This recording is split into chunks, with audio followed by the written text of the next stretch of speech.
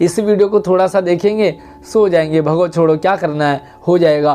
तो पूरे मार्क्स नहीं आते। पूरे मार्क्स तभी आएंगे जब आप पूरा कंटिन्यू देखोगे और इसे ध्यान से। अगर आप क्लास 10 बोर्ड के स्टूडेंट हैं तो इस वीडियो को बिल्कुल भी मिस मत करना। मिड टर्म यानी कि फर्स्ट टर्म एग्ज़ाम 2021-22 में आपके एग्ज़ाम चल रहे हैं, तो यहाँ पर हम हिंदी की प्रैक्टिस करें बहुत अच्छे तरीके से, ताकि आपके 40 में से 40 पूरे मार्क्स आएँ। स्वागत है आप सभी का एक नई वीडियो में। मैं हूं आपके साथ आशीष सर। अगर आपको बाकी सब्जेक्ट के पेपर चाहिए तो हमारी वीडियो में सभी सब्जेक्ट के पेपर आपको मिल जाएंगे इजीली। तो चलिए आगे बढ़ते हैं। इससे पहले वीडियो को लाइक करके अपने दोस्तों को भी आप ज़रूर शेयर कीजिए, और इसी तरह से नई नई अपडेट, नई नई वीडियो सबसे पहले पाने के लिए चैनल को सब्सक्राइब ज़रूर करके रखिए। और हाँ, अगर आप पहाड़ी वादियों से, नदी, पहाड़, झरने आपको पसंद हो तो हमारा दूसरा चैनल है, उसे आप ज़रूर अपना प्यार सपोर्ट दीजिए, वो भी आपको डिस्क्रिप्शन में मिल जाएगा। तो चलिए सबसे पहले इंस्ट्रक्शंस 3 खंड होंगे, क ख ग ABC, और किस खंड में कितने प्रश्न होंगे, कितने आपको करने होंगे, वो आपको ध्यान से समझना है। और उसके बाद यहाँ पर जो प्रथम खंड है, पहला खंड है, वो रहेगा आपके लिए अपठित अंश यानी कि अपठित गद्यांश और काव्यांश है। तो सबसे पहले यहाँ पर अपठित गद्य है आपके लिए, 2 गद्य होंगे, 2 में से आपको कोई एक ही करना है। ध्यान रखें, 2 करने हैं तो 2 में से एक ही करेंगे आप, दोनों को आप बिल्कुल मत करें। और यहाँ पर हम देख सकते हैं कि मौसम में बदलाव व भीषण बीमारियों के फैलने से चिंतित होकर वैज्ञानिकों ने खोज की, तो उन्होंने प्रदूषण को इसका एकमात्र कारण बताया। तो ये जो हमारा पैसेज है ये प्रदूषण, पॉल्यूशन से रिलेटेड है। और आप इसे देखिए कि जो पॉल्यूशन है वो क्या प्रॉब्लम आती है, कैसे फैलती है, कैसे रोकते हैं। तो ये इससे पैसेज को आप पूरा पढ़ सकते हैं। तो चलिए मैं पैसेज और जो पोएट होता है, कविता होती है, उसके मैं कंप्लीट आंसर आपके लिए लेके आया हूँ, ताकि आप इसे पढ़ें और डायरेक्ट आपका टाइम बचे। तो पहला सवाल है आपके लिए, वैज्ञानिकों की चिंता का क्या कारण है। तो अगर आपने इस पैसेज को ध्यान से पढ़ा तो प्रदूषण भी है, मौसम में बदलाव भी है और भीषण बीमारियों का फैलना भी है। तो इसके अकॉर्डिंग उपयुक्त सभी आपका करेक्ट आंसर होगा। और दूसरा सवाल है, प्रदूषण के बढ़ने के कारण आप क्या मानते हैं। तो वाहनों की संख्या है, बढ़ते कारखाने हैं, पेड़ों की अंधाधुंध कटाई है। तो इसका जो है उपरोक्त सभी है, यानी कि तीनों कारण ही हैं प्रदूषण के बढ़ने के। और प्रदूषण को कम करने या रोकने में हम क्या सहयोग कर सकते हैं।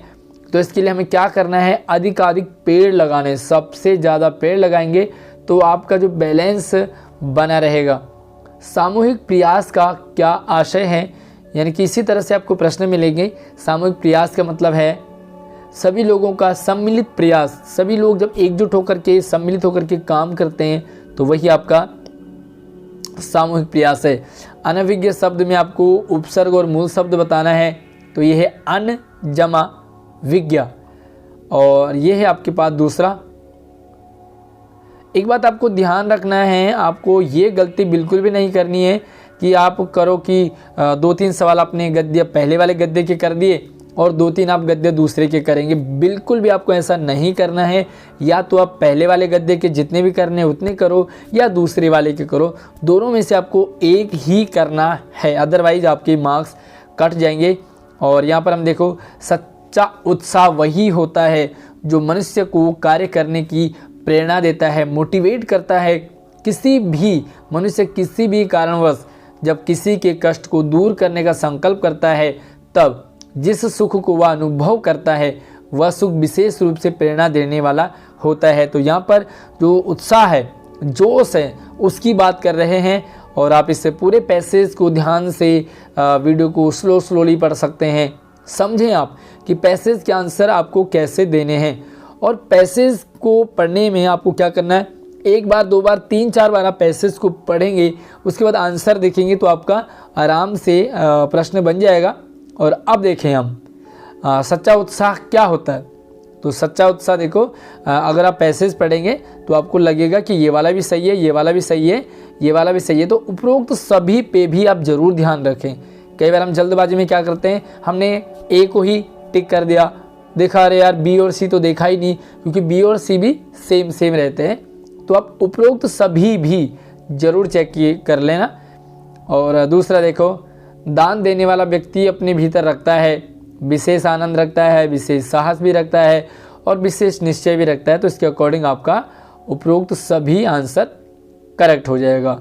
कर्म भावना से उत्पन्न आनंद का अनुभव, तो ये आपका है सच्चे वीर, है ना। तो जो सच्चे वीर होते हैं वही इसका अनुभव करते हैं, फील कर पाते हैं। और उत्साह का सबसे बड़ा शत्रु, मोटिवेट रहता है कोई, उत्साहित रहता है तो इसका सबसे बड़ा शत्रु आलस्य। कुछ लोग होते हैं सोते रहते हैं, इस वीडियो को थोड़ा सा देखेंगे सो जाएंगे, भगो छोड़ो क्या करना है हो जाएगा।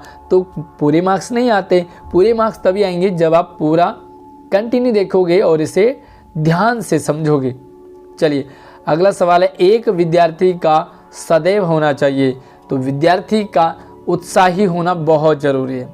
अगर आप उत्साही हैं तो आप इस वीडियो को पूरा देखेंगे, पूरा समझेंगे, एक एक स्टेप समझेंगे, सारे सब्जेक्ट को समझोगे, तभी तो टॉपर बनते हैं, तभी तो पूरे मार्क्स आते हैं। चलिए तो 2 गद्यांश दोनों में से एक को ही करना है आपको। अब हमारे पास है यहाँ पर काव्यांश यानी कि कविता।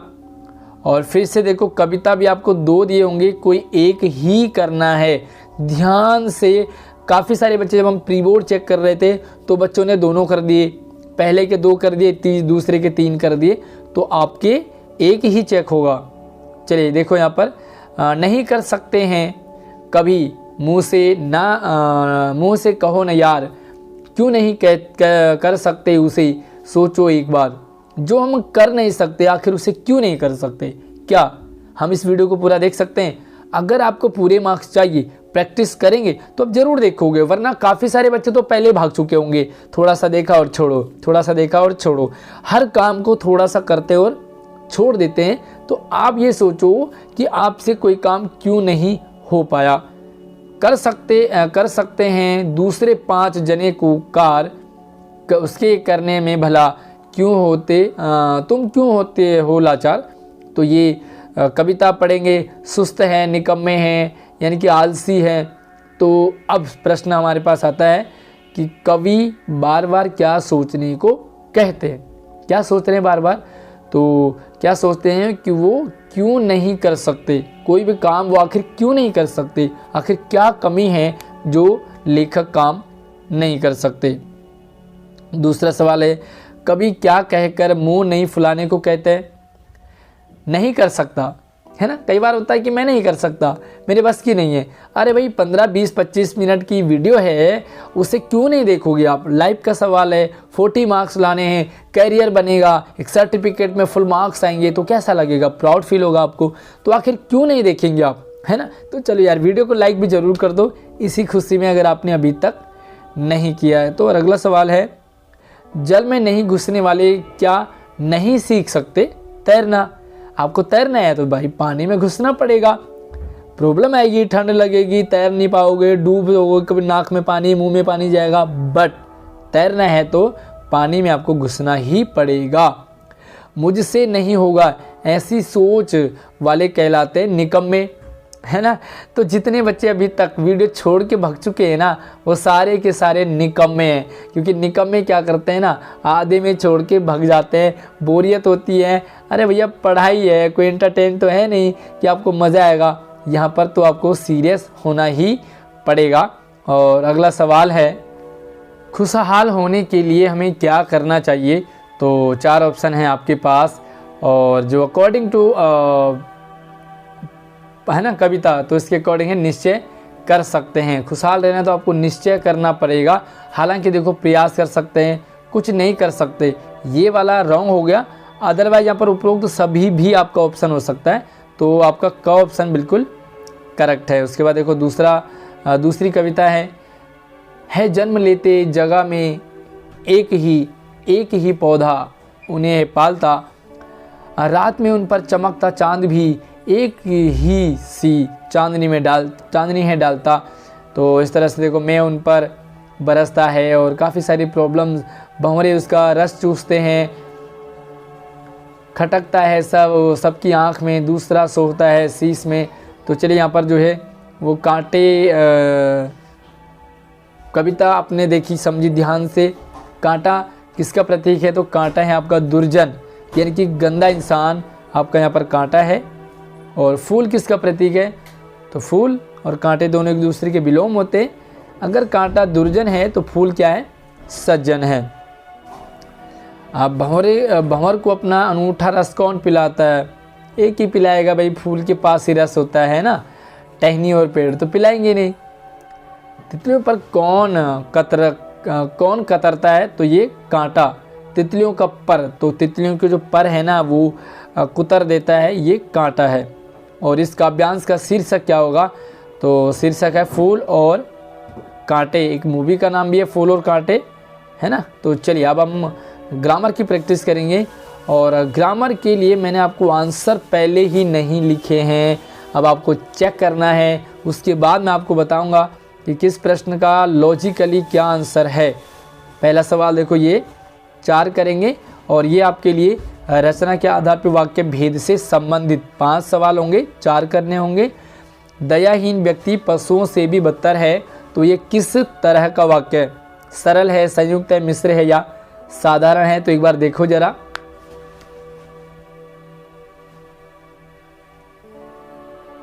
चलिए थोड़ा सा आप जरूर देखें, उसके बाद मैं आपको बताऊंगा।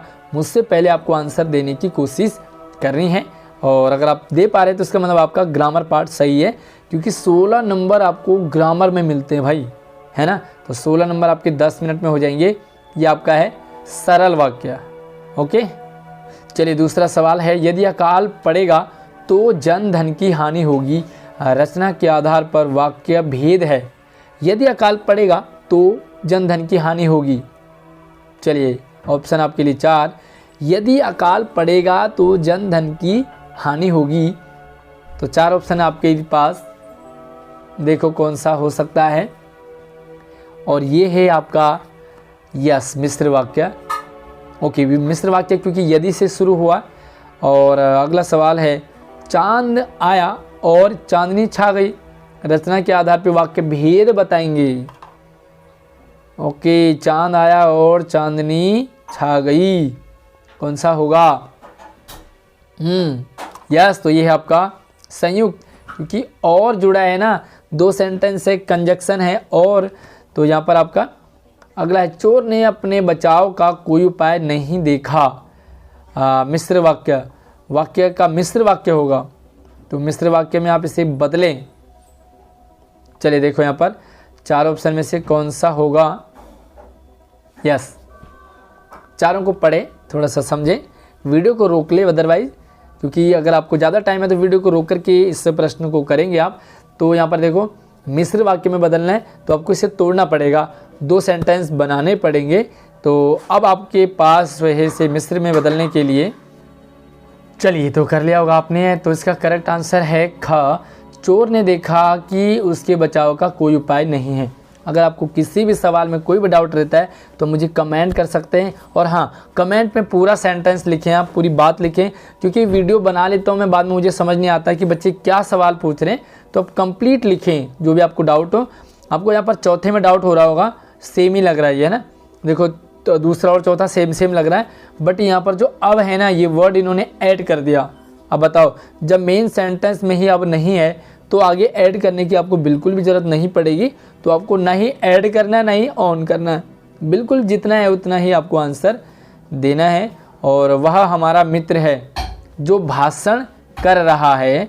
रेखांकित उपवाक्य का भेद लिखेंगे। संज्ञा उपवाक्य है, विशेषण है, क्रिया विशेषण है या सामसिक है। वह हमारा मित्र है, तो ये आपका यस बिल्कुल ये है आपका संज्ञा उपवाक्य। और आगे बढ़ते हैं, भगवान महावीर ने अहिंसा पर जोर दिया। इस वाक्य का ये वाच्य के आगे आप कर्तृवाच्य कर्मवाच्य है ना। तो चलिए देखो यहाँ पर 4 ऑप्शन है आपके लिए। भगवान महावीर ने अहिंसा पर जोर दिया, ये कौन सा वाच्य है। यस, 4 ऑप्शन आपके स्क्रीन पे हैं और आप इन्हें देखें, चेक कीजिए।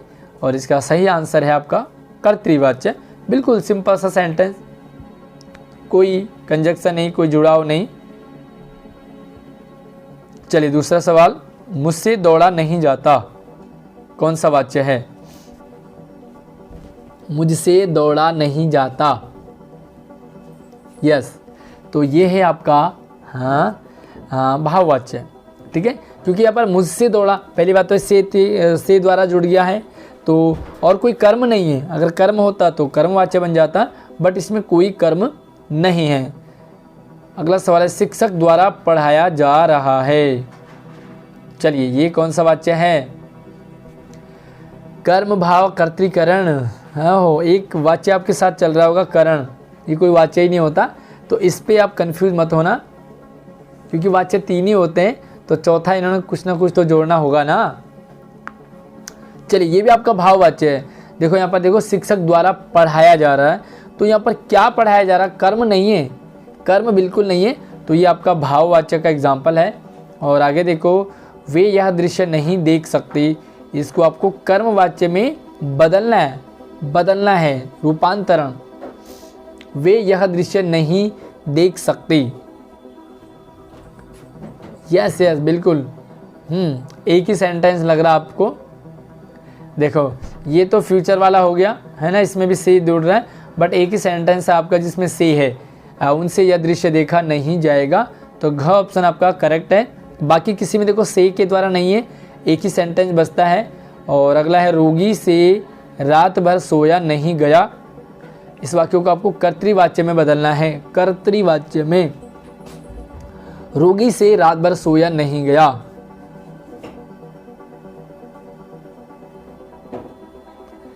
रोगी से रात भर कर्तृवाच्य में, तो देखो यहाँ पर भी द्वारा है, नहीं होगा, यहाँ पर से है तो नहीं होगा। अब 2 ऑप्शन बचे हैं आपके पास, है ना, तो ये है फ्यूचर सेंस में है, इसलिए ये भी नहीं होगा। और वैसे भी इसमें भी से जुड़ गया, तो क्या होगा? रोगी रात भर सो न सका, का ऑप्शन आपका बिल्कुल करेक्ट है। लॉजिक के साथ चलते हैं। और अब आपके पास आ गया पद परिचय। पद परिचय है, श्याम विद्यालय जा रहा है, इसका परिचय करेंगे। तो 4 ऑप्शन आपके स्क्रीन पे हैं।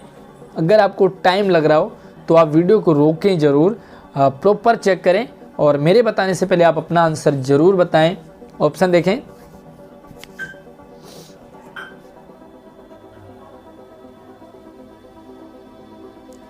चलिए, तो इसका सबसे पहले हम डिलीट वाला ऑप्शन यूज़ करते हैं। देखो, श्याम क्या है? एक लड़के का नाम है, तो वहाँ पर देखो जातिवाचक बिल्कुल नहीं होगा, क्लियर है ना। दूसरा देखो, श्याम काम करने वाला है, श्याम सब्जेक्ट है, तो कर्म कारक नहीं होगा। अब देखो, राम है कर्ता कारक, तो अगर आप क और घा को देखें तो आपको सेम ही लग रहा है। देखो, संज्ञा, व्यक्तिवाचक, एक वचन, पुल्लिंग, कर्ता कारक। भाई कौन सा आंसर होगा? इसमें कंफ्यूज हो गए ना। तो चलिए, इसका आंसर कौन सा होगा दोनों में से? मुझे अब कमेंट में बताओगे इसका आंसर, मैं नहीं बताऊंगा आपको। थोड़ा सा आपको सोचना पड़ेगा कि का है या घा है। ठीक है, मैंने बाकी आपको बता दिया कि दोनों सेम है। तो चलिए, 31 का कौन सा आंसर है? आप मुझे लॉजिक के साथ बताएंगे कि कौन सा आंसर है। चलिए, अगला है 32वां, हम लोग। तो यहाँ पे आएगा, हम लोग पढ़ाई कर रहे थे, तो हम लोग का परिचय करेंगे। आप करिए जल्दी से। थोड़ा सा ही टाइम मिलेगा आपको, ज़्यादा नहीं मिलेगा। तो चलिए, मैं आपको बता दूं, जो हम लोग हैं वो आपका सर्वनाम है। तो देखो यहाँ पर सब में सर्वनाम ही है। संज्ञा वाला हटा दो पहला। उसके बाद देखो हम लोग, तो ये बहुवचन है। देखो सब में बहुवचन है, सब में पुल्लिंग है, तो यहाँ भी आप कंफ्यूज हो रहे होंगे। अब देखो, ये कर्म कारक नहीं है, क्योंकि काम करने वाले हम लोग हैं। तो अब आपके पास बचा का और घा, फिर से सेम हो गया। अब देखो, आपको लॉजिक क्या लगाना है? देखो यहाँ पर ये अन्य पुरुष है, यहाँ पर उत्तम पुरुष है, तो आपको पुरुष भी समझना पड़ेगा। प्रथम पुरुष को ही उत्तम पुरुष कहते हैं, यानी कि सब्जेक्ट जो स्पीकर होता है वो प्रथम पुरुष होता है ना। तो यहाँ पर देखो, इसके अकॉर्डिंग आपका घ ऑप्शन बिल्कुल करेक्ट है, क्योंकि हम लोग जो है ना वो उत्तम पुरुष है। आगे चले, बच्चे क्रिकेट खेल रहे हैं। यहाँ पर जो खेल है ना उसका परिचय करेंगे। तो 2 ऑप्शन आपके पास यहाँ हैं। देखो थोड़ा सा भाई, इन 2 में क्या आंसर है आपका? चलिए, 2 ऊपर है 2 नीचे, तो आप कंफ्यूज रहोगे, मैं क्लियर कर देता हूँ। देखो, बच्चे क्रिकेट खेल रहे हैं, तो क्रिकेट यहाँ पर कर्म है, तो ये सकर्मक हो गया। देखो, अकर्मक वाले को डिलीट कर दो। अब अगर हम खा को चेक करें, क्या खा है? क्रिया है, सकर्मक है, बहुवचन है। भाई खेल बहुवचन है कि एक वचन है? खेल कोई वचन ही नहीं है, एक वचन भी। मैं खेलता हूँ, मैं खेल रहा हूँ और हम खेल रहे हैं, तो ये तो कोई फ़र्क नहीं पड़ा। देखो कौन सा काल है? वर्तमान काल है क्या? खेल रहे हैं। प्रेजेंट टेंस है क्या? बिल्कुल प्रेजेंट टेंस है, तो आपका ख ऑप्शन आपका बिल्कुल करेक्ट हो जाएगा। फिर भी हम 2 आगे चेक करते हैं। देखो फिर से सकर्मक था तो ये डिलीट कर दिया। अब यहाँ पर देखो भूतकाल आ गया ना, तो भूतकाल यानी कि बीता हुआ कल। अगर यहाँ पे आता खेला तब तो ये होता, तो ये भी हमारा डिलीट हो गया, यानी कि ख ऑप्शन आपका बिल्कुल करेक्ट है। अब चलते हैं, मैं गेंद से खेलता हूँ। अब आपको यहाँ पर गेंद का परिचय करना है, गेंद से का। देखो जरा सब में संज्ञा है। थोड़ा सा ही टाइम मिलेगा, वीडियो को ज़रूर रोकें, और लाइक नहीं किया तो अभी लाइक कर दीजिए। और अगर आपको बाकी सब्जेक्ट के चाहिए तो वीडियो डिस्क्रिप्शन में है। पहाड़ी यादों से जुड़ना हो तो ज़रूर आप हमारे पहाड़ी चैनल को भी ज़रूर प्यार दीजिए। और देखो गेंद से क्लियर है, सब में देखो एक एक वचन है क्योंकि गेंद एक है, संज्ञा है। अब जो गेंद है ना वो व्यक्तिवाचक संज्ञा नहीं है, एक गेंद नहीं है, तो ये तो डिलीट कर दो। 3 बचे जातिवाचक। अब आपको क्या करना है, गेंद से, कर्ता ने कर्म को करण से, यानी कि करण कारक कहाँ दिख रहा है आपको? थर्ड में दिख रहा है, तो आंसर आ गया आपका ग। संज्ञा है, जातिवाचक है, एक वचन है, स्त्रीलिंग है। हाँ स्त्रीलिंग है। गेंद से, यह मेरी गेंद है या मेरा गेंद है? नहीं, है ना। तो यहाँ पर देखो क्लियर हो गया होगा आपको। चलिए आगे देखते हैं। और वाणी की मिठास प्रशंसनीय है। अब आपको यहाँ पर मिठास का परिचय करेंगे, कैसे करेंगे? 4 ऑप्शन देखिए। थोड़ी से टाइम के बाद मैं अपना आंसर बताऊंगा, तब तक आपकी प्रैक्टिस हो जाएगी। यस, तो चलिए फिर से डिलीट वाला ऑप्शन देखते हैं। जो मिठास है ना वो क्या आपकी संज्ञा है। एक ही ऑप्शन मिल रहा है आपको भाई, संज्ञा वाला है। संज्ञा है, भाववाचक है, एक वचन और पुल्लिंग है, कोई डाउट ही नहीं है। बाकी सब में विशेषण है, तो विशेषण सर्वनाम भी नहीं है, विशेषण भी नहीं है। चलिए आगे देखो। और अब आपके आगे रस से रिलेटेड, शोक किस रस का स्थायी भाव है? देखो जरा कौन से रस का स्थायी भाव है? यस बिल्कुल, करुण रस का शोक स्थायी भाव है। हास्य का कहें तो हास, वीर का कहें तो उत्साह, और रौद्र का कहें तो क्रोध। ठीक है, तो सबके स्थायी भाव को बता दिए। शांत रस का स्थायी भाव बताइए। यस, शांत रस का स्थायी भाव, तो शांत रस का है निर्वेद। घृणा की बात करें तो जुगुप्सा का है, क्रोध की बात करें तो रौद्र का है, और भय की बात करें तो भयानक का है। सारे आपको पता होने चाहिए। और अगला सवाल बहुत बार आता है, ये बहुत बार आता है, इसे आप याद कर लें आज। रसराज कहा जाता है, कौन है रसों का राजा? हाँ, काफ़ी सारे बच्चे बड़े खुश हो गए सवाल को देख करके। चलिए, क्योंकि पढ़ने समझने और अच्छे बच्चों को इसी तरह से फीलिंग आती है। यह है श्रृंगार रस। श्रृंगार को रस का राजा क्यों कहा गया? अगर आप इस सवाल का जवाब जानते हैं तो मुझे कमेंट पे अपना एक्सपीरियंस ज़रूर बताएं कि श्रृंगार को रस का राजा क्यों कहते हैं। क्योंकि हाँ, आप बताओगे ना। हाँ, भारत दुर्दशा देखी न जाई में कौन सा रस है? इस पंक्ति में रस कौन सा है? हाँ, भारत दुर्दशा देखी न जाई, जिनकी भारत की दुर्दशा देखी नहीं जाती। हाँ की बात कर रहे हैं, रो रहे हैं, अफसोस कर रहे हैं, तो भैया देखो करुण रस होगा ना आपका, बाकी में होगा ही नहीं। और रे नृप बालक काल बस बोलत तो ही न संभार, राम लक्ष्मण परशुराम संवाद की ये पंक्ति, इसमें कौन सा रस है? हास्य नहीं है, वात्सल्य नहीं है, विभत्स नहीं है, तो भैया रौद्र होगा ना। परशुराम जी गुस्सा कर रहे हैं। और अब आगे हमारे पास पाठ्य पुस्तक, यानी कि क्षितिज से, और ये है आपके लिए कौन सा चैप्टर है ये? यस, गद्यांश को पढ़ना है और प्रश्नों के उत्तर देने हैं। और ये जो कवि पाठ है आपके लिए नीता जी का चश्मा। चलो पूरा सा एक बार देख लो, इसे पूरा पढ़ लो। और वैसे भी आपको पूरा चैप्टर पढ़ लिया होगा, नहीं पढ़ा है तो ज़रूर पढ़ लीजिए। चलिए पहला सवाल है, मूर्ति की ऊंचाई थी, और जूम कर लेते हैं। मूर्ति की ऊंचाई, हाइट कितनी थी मूर्ति की? कितनी बड़ी थी? हाँ चलो देखो, थोड़ा सा ज़्यादा टाइम नहीं मिलेगा आपको। ये आपका 2 फुट। नेताजी की मूर्ति नेताजी की थी। नेताजी से क्या मतलब है? कौन है ये नेताजी? महात्मा गांधी हैं, सरदार पटेल हैं, सुभाष चंद्र बोस हैं या भीमराव अंबेडकर हैं? तो ये आपका सुभाष चंद्र बोस नेताजी। हवलदार साहब को मूर्ति के लिए कौन सी बात खटकती थी? मूर्ति के लिए कौन सी बात खटकती थी? 4 ऑप्शन देखो। यस बिल्कुल, इसका घ ऑप्शन है। मूर्ति पर संगमरमर का चश्मा नहीं था, खटकती थी कि भाई आखिर मूर्ति पर चश्मा क्यों नहीं है। मूर्ति को देखते हवलदार साहब को याद आने लगता था क्या? 4 ऑप्शन देखिए थोड़ा सा। तो इसका सही आंसर है ख, दिल्ली चलो और तुम मुझे खून दो।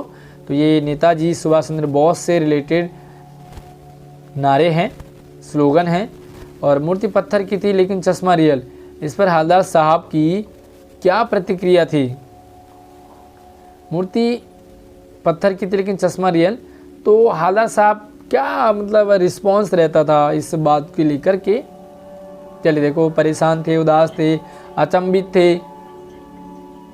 यस ग ऑप्शन है, अचंभित थे, बिल्कुल हैरान थे, मतलब जानना चाहते थे, उत्सुक थे कि आखिर ऐसा क्यों है। आगे देखो, बाल गोविंद भगत के ने अपने बेटे का अंतिम संस्कार किससे करवाया? बहू से, बेटी से, मित्र से या पड़ोसी से? यस ज़्यादा टाइम नहीं मिलेगा आपको। तो ये है आपका बहू से, है ना, जो उनकी बेटे की वो थी। और बाल गोविंद भगत का स्वभाव से कैसे थे? साधु, गृहस्थ, मजदूर, जमींदार? मजदूर और जमींदार भी कोई स्वभाव होता है क्या? हैं, मजदूर और स्वभाव तो ये मजदूर और जमींदार तो स्वभाव नहीं है, तो स्वभाव से थे साधु। और अब आपके पास आ गया ये पद्यांश यानी कि कविता। नाथ संबोधन भंज निहारा, हुई के एक दास तुम्हारा, आय सुकाहा कही यकीन मोही, सुनि रिसाए बोले मुनि कोई। तो चलिए ये पढ़ें आप। और सहस्त्रबाहु किनका शत्रु था? सहस्त्रबाहु किसका शत्रु था? 4 ऑप्शन में से देखो, और ये आंसर है परशुराम का। सो बिल गाँव बिहाई समाजा, किसकी उक्ति है? किसने कहा है? यस, तो इसका सही जवाब है परशुराम ऋषि का, है परशुराम जी ने कहा। देखो बाकी भृगु ऋषि में से आए नहीं है, विश्वामित्र जी आए हैं, वशिष्ठ इसमें आए नहीं है। 2 के हैं तो 2 में आपको कंफ्यूज होना था। शिव का धनुष किसके द्वारा तोड़ा गया? किसने तोड़ा शिव का धनुष? परशुराम ने तोड़ा, लक्ष्मण ने तोड़ा, राम ने तोड़ा, या तो ये तोड़ा है राम के द्वारा तोड़ा गया। शिव धनुष के टूटने पर परशुराम की क्या प्रतिक्रिया थी? जब शिव का धनुष टूट गया तो परशुराम जी का क्या रिस्पॉन्स था? वे शांत हो गए, क्रोधित हो गए, हंसने लगे, मुस्कुराने लगे? तो भैया परशुराम जी कब हंसने और मुस्कुराने लगे? होगा नहीं, शांत रहने वाले भी है नहीं, तो क्रोधित होना ख ऑप्शन आपका करेक्ट है। और अरि शब्द का अर्थ है, अरि शब्द का अर्थ है, चलिए 2 में आंसर देख लेते हैं। तो ये अरि मतलब होता है शत्रु। और अगला है हारिल की तुलना किससे की गई है? हमारे हारिल की लकड़ी, तो यहाँ पर हारिल की तुलना किससे की गई है? Okay yes good. तो इसका करेक्ट आंसर है गोपियों से। और अगला है उद्धव किसका संदेश लेकर आए थे? बड़ा आसान सा सवाल है। ये कृष्ण का संदेश लेके आए थे। तो कितना आसान लगा और कितने आपको इसके अकॉर्डिंग आपके मार्क्स आ रहे हैं मुझे ज़रूर कमेंट करके बताएं। जितने भी सवाल मैंने आपको पूछे थे, साथ ही अगर कोई भी डाउट हो तब भी पूछ सकते हैं। और पहाड़ी यादों को ना ज़रूर सपोर्ट कर लेना यार। चैनल डिस्क्रिप्शन में है, साथ ही दूसरे सब्जेक्ट के भी पेपर आपको मिल जाएंगे। और अगर आपको कुछ और डिमांड हो, कुछ और जानना हो, कुछ और समझना हो तो मुझे कमेंट कर सकते हैं। नई वीडियो में नई अपडेट के साथ मिलते हैं, तब तक आप अपना ख्याल रखिए। जय हिंद।